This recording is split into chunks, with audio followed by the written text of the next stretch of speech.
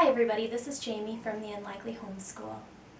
If you are a frequent reader of my blog, you know that it's quite evident that I am an eclectic homeschooling mother. And I use that term a lot on my blog, and often I think it gets kind of confusing, especially for new homeschoolers. I get questions like, what is eclectic homeschooling and why do you choose that particular method or style over another? And today I thought I would just tackle those two questions and maybe give you a better glimpse of what eclectic homeschooling looks like in my homeschool.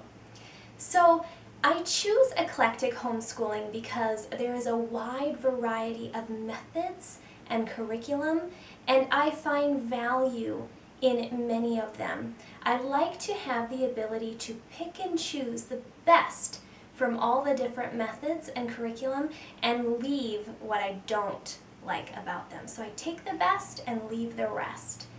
Let's just talk for a second about some of the major players in methods of homeschooling, and then I'll try to tackle which ones I use and why. So a couple of the major types of methods for schooling are the traditional approach, and that is probably the one that most people are most familiar with, and that just sort of is patterned after a regular normal school where you are given a textbook or a workbook and you work through it through spiral lessons that add on top of each other. A lot of times those are characterized by tests and quizzes and grades, very traditional, what you think of first when you think of schooling. Then there's the Charlotte Mason approach, and that was founded by a woman named Charlotte Mason, and that takes on a couple of different components, but the most things that Charlotte Mason method is known for are living literature. That means the books that you use are real books written by real individuals who have a real passion about a particular subject. For instance, a great biography about a president instead of reading just a paragraph about a president in a textbook written by somebody who may or may not have a passion about that person. They just are required to write the textbook and have to insert that paragraph. So there's biographies, and there's lovely nonfiction and fiction books that center around a particular topic. Charlotte Mason is also really well known for her notebooking approach, and that is taking the information that is read, putting it into your own words, and journaling about it, or adding some narration and maybe an illustration. I've talked a lot about notebooking on my blog, and you can refer to those with a link that I'll provide. So those are the two major components. Charlotte Mason also did a lot with nature studies and educating the whole child. So that's Charlotte Mason. Another approach would be more of a classical approach, and the classical approach takes on the trivium. It divides an educational journey into 3 sections, sometimes 4, and so a child learns in a certain way at each age that or level of education that they're at. And it usually takes a spiral approach where you learn a subject when you're young and you learn to just memorize the facts about it. You might not know all the ins and outs, but you have this core-based knowledge of information. And then the next level of education, maybe a few years down the road, you add on to that information. You begin to form ideas about it, and then the final level is when you can take that core root of information and really make it your own and have an opinion about it and be able to apply it to your everyday life, and you can converse about it, and it means something and has value to you. So that's a classical approach in a nutshell. And then there's the unit study approach, where you take a topic and you dissect it into many different parts, and you maybe read a lot of books about that topic. For instance, if you're studying about oceanography, you'd read a lot of books about it and watch movies and do projects and a lot of hands-on learning. You might incorporate some math with that, and some language, some writing projects, and all of your subjects sort of center around this one topic, and you're able to pull all the subjects into it. And then there's some smaller, more ancillary type methods. There's the Thomas Jefferson education, which really focuses on leadership qualities and the American classics, shall we say, American leaders. And then there's the unschooling method, where a child just naturally gravitates to certain passions on their own. There's no real set curriculum, there's no real set schedule, there's no real set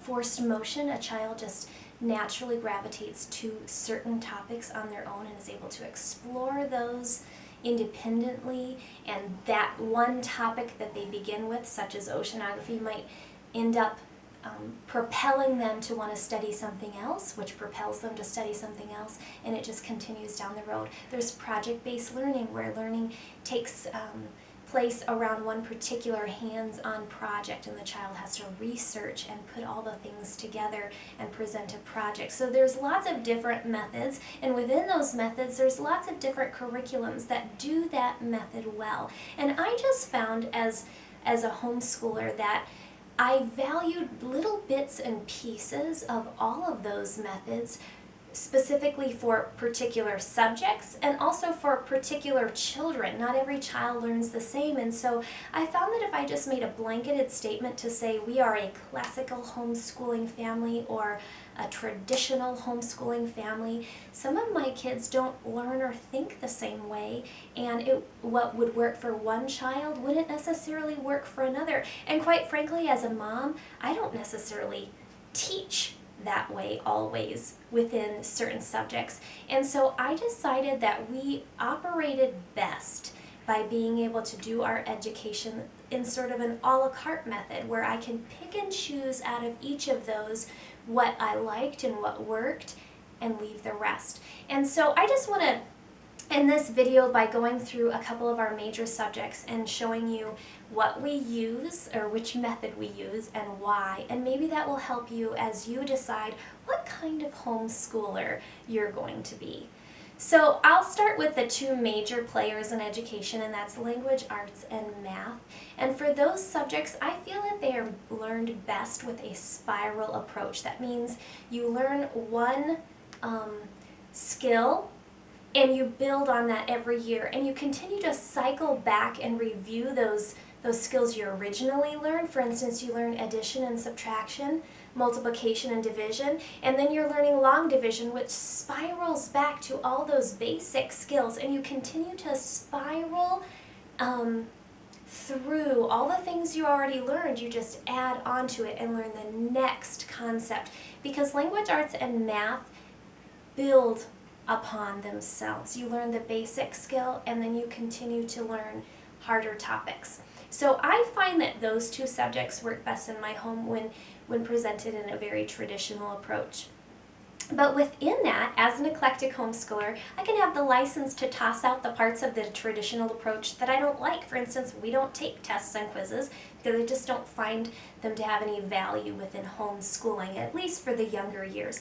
So we do language and math in more of a workbook-based approach, but it seems to work for us in that spiral learning process. Then we have history. History, I find, works best, at least for our homeschool, with the Charlotte Mason approach, that living literature approach, where you're reading wonderful books about particular topics. We learn history chronologically, and so we're able to just honestly go to the library with our library card, check out books. I kind of put together an outline of our year and the themes for the year and the topics chronologically to help me organize our books. But we just read wonderful books about these historical topics and eras, and then we do some notebooking and some project-based learning within history. But we tend to use the Charlotte Mason approach for history. For science, because science doesn't have an age order or a qualifying order to how you're supposed to learn scientific topics versus history, which maybe needs to be learned chronologically, or language and math, which needs to build upon each other. There's really no order for science, and so I find that science works really well in a unit study approach. I can ask my kids, in fact I do this at the end of every school year, I ask my kids, what do you want to learn in science next year? What's really interesting to you right now? And we can build on their own passions that they have right now and expound upon them. Maybe this year they're really interested in chemistry, and next year they might really want to explore oceanography or dinosaurs or physics or solar system or whatever. There's really no set order. So we're able to pick the units that we want to explore, and we create a unit study around that topic. We pull in books and videos and science projects, and we take field trips, and we interview real life people within that that section of science that maybe have a job in that particular field. We're able to pull in all kinds of different resources in a unit study approach. Then there's other subjects that we incorporate, art and creative writing, and those tend to be a little bit more unschooling. Whatever we happen to be interested in at the time for art, maybe we just saw a really great art piece and we want to put that in our own creative expression, and so we replicate that our own. We also incorporate a little Thomas Jefferson education. It's sometimes abbreviated TJE. Especially with my boys, they're involved in a boys leadership discipleship club with their dad called Truth Guards, and that really trains them to be bold, dangerous men of faith. And so I feel like that pulls in some of that TJE element. So that's just kind of a smattering. I know I didn't cover every single subject or every single topic or every single method. There are many. And I guess what I find as the biggest blessing of eclectic homeschooling is that I don't have to only stick with one. I can really tailor our education, my children's education, by their passions and abilities, by their likes and dislikes, and maybe what they're struggling with at times. If I feel like we really need to hone in on that, I can do things a la carte and really tailor everything for that specific child and for our specific home. So that's why we choose eclectic homeschooling. Happy homeschooling.